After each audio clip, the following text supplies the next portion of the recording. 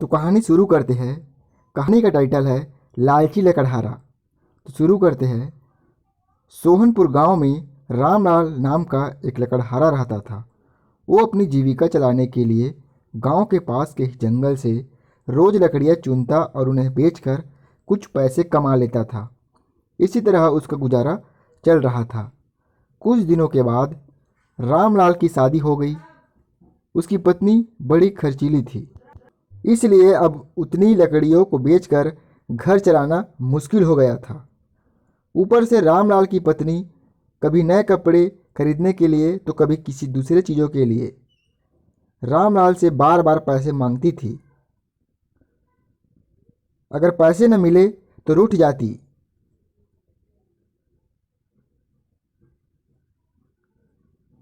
रामलाल अपनी पत्नी से बहुत प्यार करता था, इसलिए उसकी नाराज़गी वो बर्दाश्त नहीं कर पाता था। रामलाल ने ठान लिया कि वो अब ज़्यादा लकड़ियाँ इकट्ठा करके बेचेगा, ताकि उसकी पत्नी को रोज़ रोज़ पैसों की कमी ना हो। पत्नी की इच्छा पूरी करने के लिए आज रामलाल घने जंगल तक चला गया और बहुत सारी लकड़ियाँ चुनकर बाजार में बेच दी। ज़्यादा लकड़ियों के ज़्यादा पैसे मिले तो खुश होकर रामलाल ने सारे पैसे अपनी पत्नी को दे दिए। अब रोज़ रामलाल ऐसा ही करने लगा।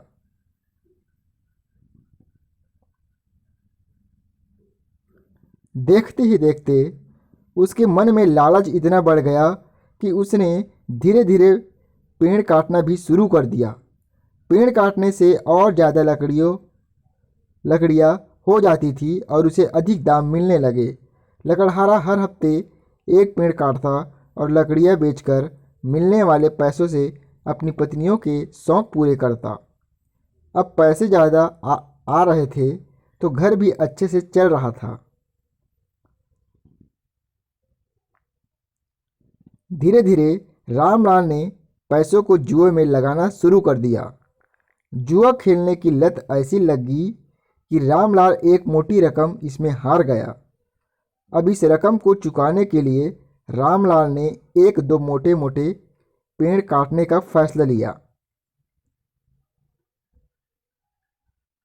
जैसे ही रामलाल ने जंगल में जाकर अपनी कुल्हाड़ी को एक बड़े से पेड़ पर चलाने की कोशिश की तो उस पर पेड़ की टहनी ने हमला कर दिया। रामलाल चौंक गया, फिर उसे पेड़ की एक टहनी ने लपेट लिया। रामलाल कुछ समझ नहीं पाया कि यहाँ सब क्यों हो रहा है। तभी पेड़ से आवाज़ आई, मूर्ख, तू अपने लालच के चक्कर में मुझे काट रहा है। तू सारे पैसे जुए में लुटा देता है और फिर पैसे लौटाने के लिए पेड़ काटने आ जाता है। तुझे पता है कि पेड़ कितने कीमती होते हैं? हमारे अंदर भी जान बसती है और हम तुम इंसानों को जीने के लिए हवा, धूप में छाया और भूख को शांत करने के लिए फल देते हैं, लेकिन तू अपने स्वार्थ के लिए हमें ही काट रहा है। पेड़ ने कहा, आज तो रुक, यही कुल्हाड़ी मैं अब तेरे ऊपर चलाऊंगी। पेड़ की टहनी कुल्हाड़ी से रामलाल पर वार करने ही वाली थी कि वह गिड़गिड़ाने लगा।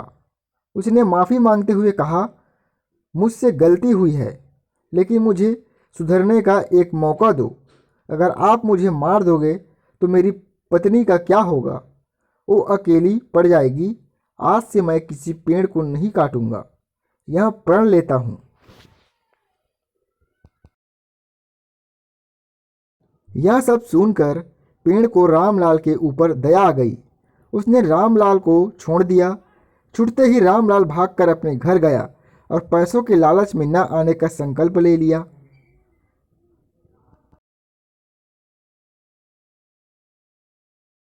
तो इस कहानी से हमें यह सीख मिलती है कि थोड़े ही पैसे की लालच में हमें किसी पेड़ को नहीं काटना चाहिए।